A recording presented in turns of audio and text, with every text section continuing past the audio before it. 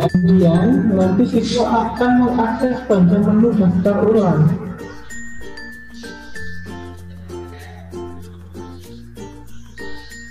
Nah, ini nanti siswa menginputkan NISN-nya. Sudah masukkan kode verifikasi atau tokennya, masukkan kode keamanannya. Selanjutnya klik lanjutkan. Nah, di step selanjutnya siswa akan diminta mengunggah fakta integritas yang sudah ditandatanganinya tadi.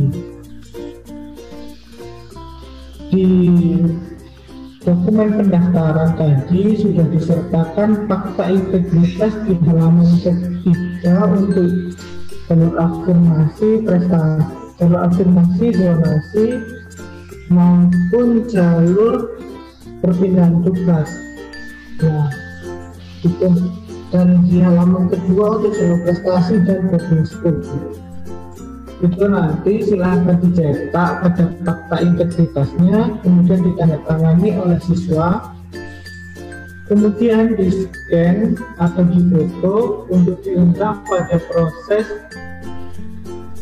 lapor diri ini. Silahkan diklik pada integritas. Saya contohkan saja halnya seperti ini, misalkan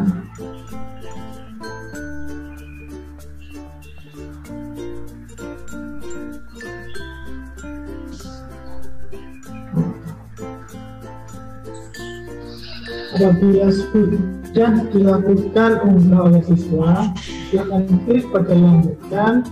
Siswa silahkan dapat melakukan cek ulang apakah sudah sesuai dengan yang didaftarkan tadi, termasuk pilihan sekolahnya, dan tahap lokasi diterima. Jika sudah sesuai, silahkan centang pada setuju dengan pendaftaran di atas. Kemudian klik lanjutkan. Jika sudah selesai, silahkan lakukan cetak berkas lapor diri.